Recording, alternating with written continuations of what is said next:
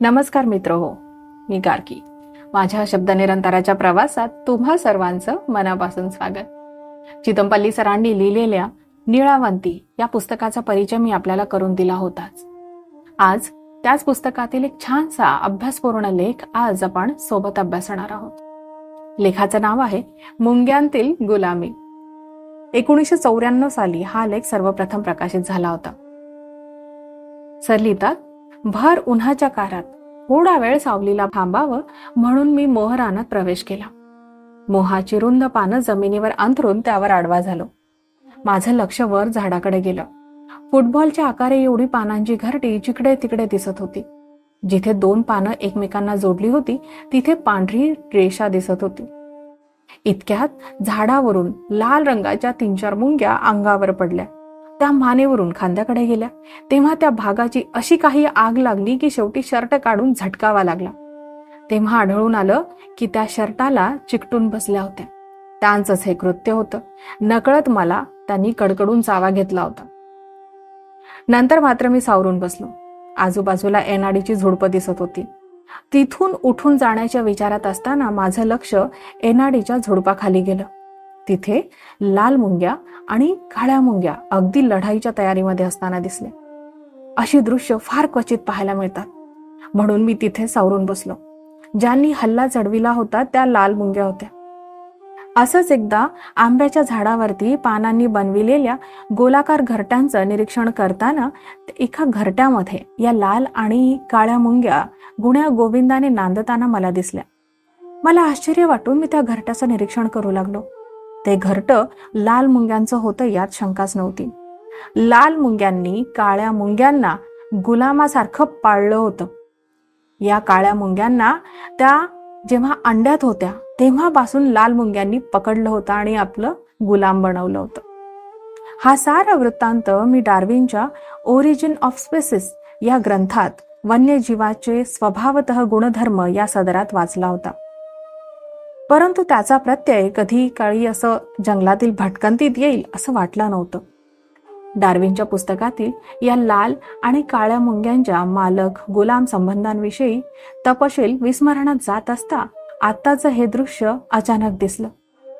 या लाल मुंग्यांचं वारूळ मोहाच्या मुळाखाली होतं. मोहरान डोंगराच्या पायथ्याला होतं. तिथून थोड्या अंतरावर काळ्या मुंग्यांचं वारूळ होतं. माझ्या येण्या जाण्याच्या वाटेवर असलेल्या मोहरानातून जात असताना या वारुळाच्या आजूबाजूला लाल मुंग्या हिंडताना मला दिसल्या. मी लगेच त्यांना पाहण्यासाठी थांबलो. त्यांची संख्या सुमारे 60-70 तरी असावी. त्या जिकडे तिकडे काळ्या मुंग्यांच्या वारुळाभोवती रेंगाळत होत्या. अन्नाच्या शोधात त्या जलद गतीने जाताना मोठ्या शोधक वृत्तीने ये जा करताना दिसतात तशा त्या आज दिसत नव्हत्या. त्या तिथल्या तिथेच चक्रा मारित होत्या. जवळच्या गवताच्या काड्यांवर चढत होत्या. शेंड्यांवर जाऊन आपल्या मिशांची हालचाल करताना दिसत होत्या.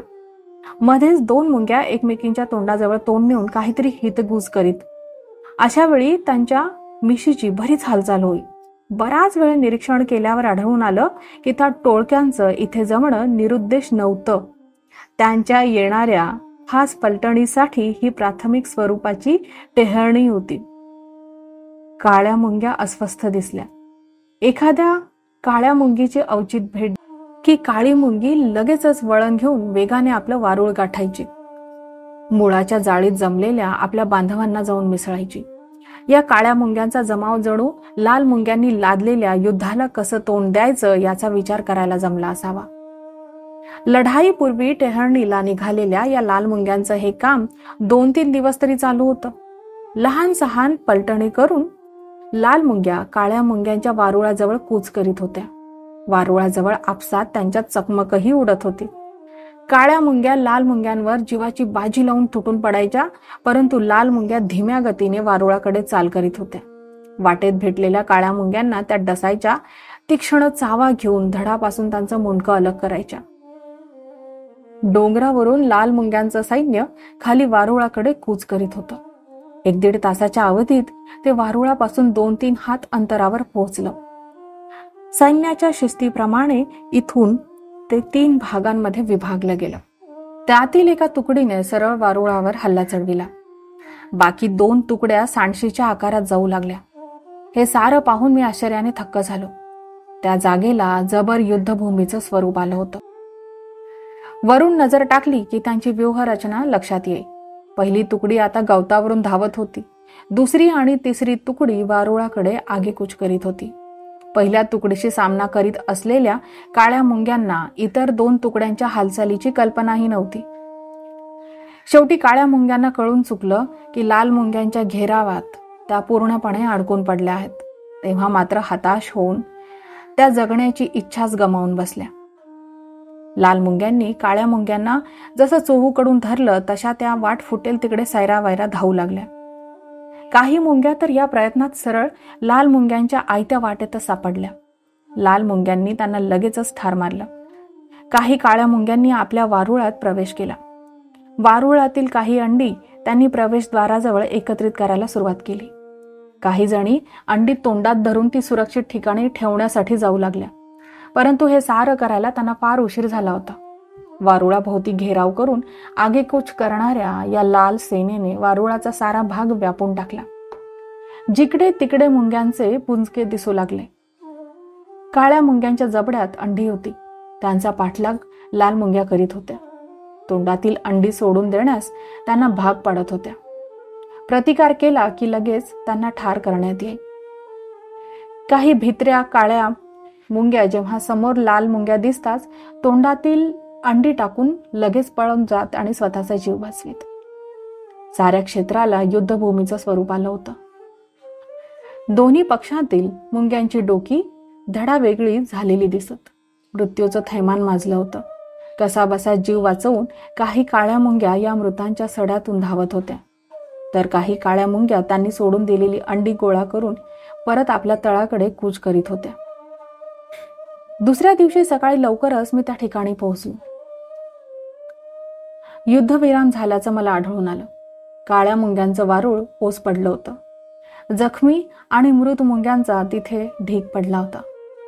लाल मुंग्यांचं अथवा काळ्या मुंग्यांचं सैन्य आता कुठेच दिसत नव्हतं. मी लगेच लाल मुंग्यांच्या वारुळाकडे धाव घेतली. अगदी शेवटची तुकडी काळ्या मुंग्यांची अंडी घेऊन नुकतीच तिथे पोहोचली होती. वारुळाच्या प्रवेशद्वारावर गुलाम काळ्या मुंग्यांनी धन्याचं स्वागत केलं.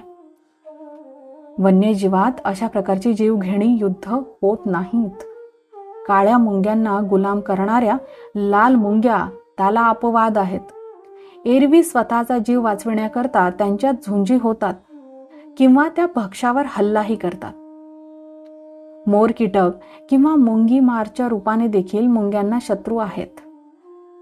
प्रौढ मोर कीटकाचा स्वभाव चतुरासारखा असतो.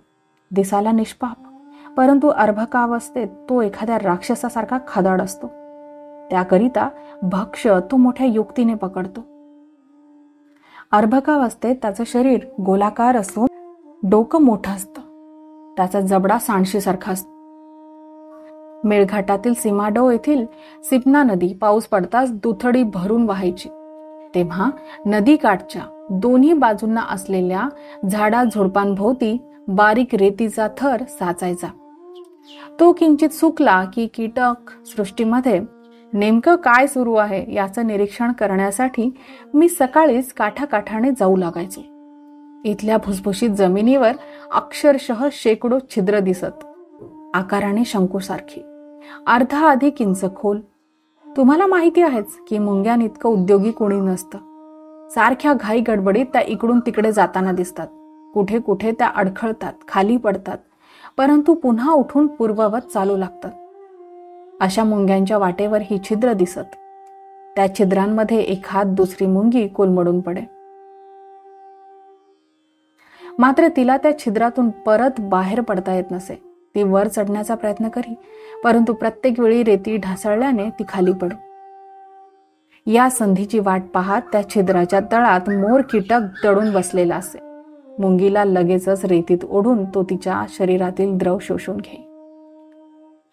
मित्रहो, हा सुंदरसा आणि अद्भुत लेख सर इथे संपवतात.